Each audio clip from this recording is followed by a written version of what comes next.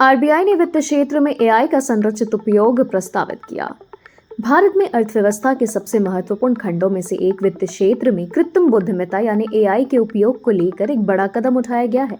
Reserve bank of India की एक विशेषज्ञ समिति ने आज यानी 13 अगस्त 2025 को एक व्यापक फ्रेमवर्क की सिफारिश की है, जिससे इस क्षेत्र में एआई के दायरे को बढ़ाया जाए और साथ ही इसके जोखिमों का प्रबंधन भी सुनिश्चित हो।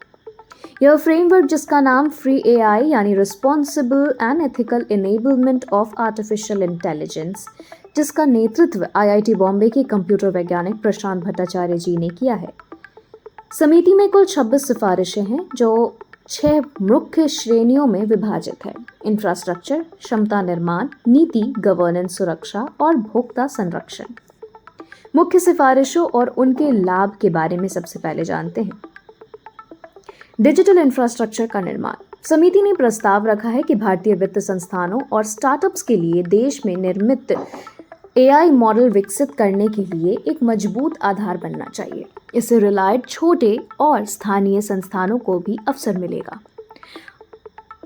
मल्टी स्टेक होल्डर स्टैंडिंग समिति यानी सतत निगरानी।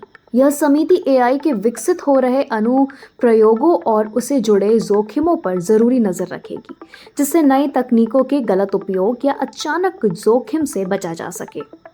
एआई विकास के लिए समर्पित फंड। समिति ने सलाह दी है कि एक विशेष कोष की स्थापना हो जो एआई आधारित नवाचारों और मॉडल विकास में वित्त सहयोग प्रदान करे, विशेषकर उन क्षेत्रों में जो अभी एआई अपनाने की शुरुआती चरण में है। यूपीआई जैसे मौजूदा डिजिटल प्लेटफॉर्म के साथ एकीकरण। एआई को यूपीआई जैसे स्थापित डिजिटल प्लेटफॉर्म के साथ जोड़ने का उसका प्रभाव और उपयोगिता बढ़ेगी। इससे एआई सीधे आम उपयोगकर्ताओं तक पहुंच सकेगा। एआई अनुप्रयोगों पर ऑडिट फ्रेमवर्क। सुरक्षा बढ़ाने और गलत एआई उपयोग को रोकने के लिए प्रत्येक एआई सिस्टम के लिए नियंत्रित और पारदर्शी ऑडिट फ्रेमवर्क की जरूरत है, जिससे विश्वसनीयता बनी रहे। नवाचार को बढ़ावा। भारत में निर्मित एआई मॉडल और उपकरणों के विकास से वित्त क्षेत्र में स्थानीय प्रतिभा और नवाचार को प्रोत्साहन मिलेगा।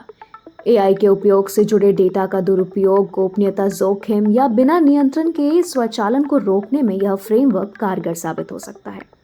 जब एआई जैसे क्षमतावान तकनीकों को डिजिटल वित्त प्लेटफॉर्म से जोड़ दिया जाए, तो इससे आर्थिक समावेशन और उन्नत सेवाएं आम जनता तक पहुंच सकेगी। इस आरबीआई समिति की रिपोर्ट भारत में वित्त सेवा क्षेत्र में एआई को सुव्यवस्थित रूप से अपनाने की दिशा में एक महत्वपूर्ण और संतुलित पहल है। यह न केवल नवाचार को बढ़ावा देगी, बल्कि जोखिम प्रबंधन, नैतिकता और नियंत्रण जैसे आवश्यक स्तंभों को भी मजबूती से स्थापित करेगी।